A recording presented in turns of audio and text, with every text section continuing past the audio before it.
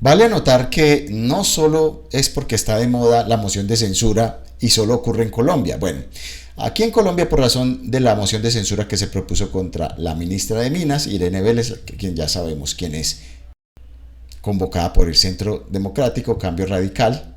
Lo cierto es que la moción de censura ocurre en muchos países y lo general es que la moción de censura es un procedimiento por el cual entonces los partidos con representación en la Cámara, puede ser Cámara Baja o Cámara Bicameral, como la podemos llamar, o en un parlamento unicameral, en pleno de un país o entidad subnacional, pueden exigir la responsabilidad política al poder ejecutivo de turno, ¿cierto?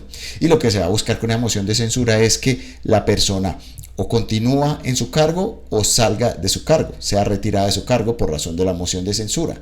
La moción de censura está consagrada en la Ley Quinta de 1992, que es igual a la ley por la cual se expide el reglamento del Congreso, el Senado y la Cámara de Representantes. Si miramos allí en el artículo 6, vamos a ver que esa moción de censura hace parte de lo que se llaman funciones del Congreso. Y esa función se llama función de control político, que es para requerir y emplazar a los ministros del despacho y demás autoridades y conocer de las acusaciones que se formulen contra ellos, contra estos altos funcionarios del Estado. La moción de censura y la moción de observaciones pueden ser algunas de las conclusiones de la responsabilidad política. Dentro de las atribuciones del Congreso Pleno, entonces, está allí en su artículo 18 de esta Ley Quinta de 1992, por allá en el numeral 7, están dentro de sus atribuciones decidir sobre la moción de censura con arreglo a la Constitución y el reglamento. Y entonces, ¿qué se entiende por moción de censura? Entonces usted va a encontrar allí un artículo 29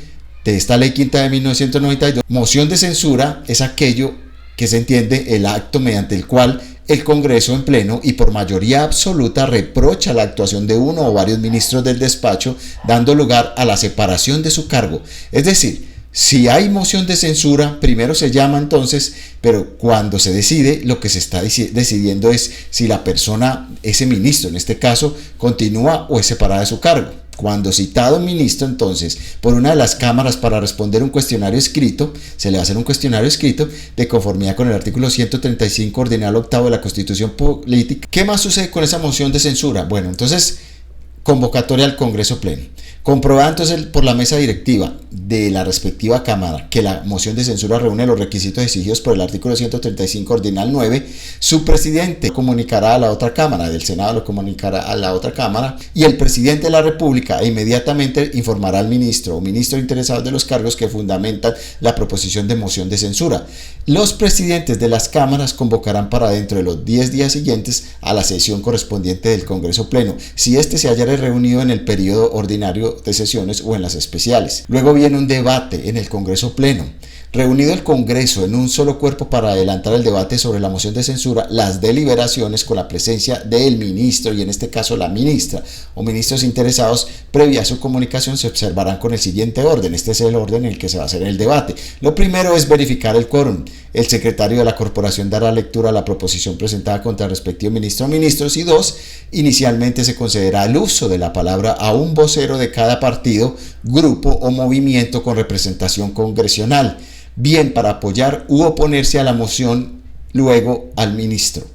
El presidente del Congreso limitará la duración de las intervenciones en los términos de su reglamento. Si un partido, grupo o movimiento no hubiere acuerdo con este sobre apoyo u oposición a la moción, se designará un vocero para cada una de las organizaciones políticas. Finalmente, concluido el debate, el mismo presidente señalará el día y la hora, que será entre el tercero y el 10º día para votar la moción de censura. O sea, ¿sale o no sale la persona de su cargo? Eso es finalmente lo que termina con la moción de censura.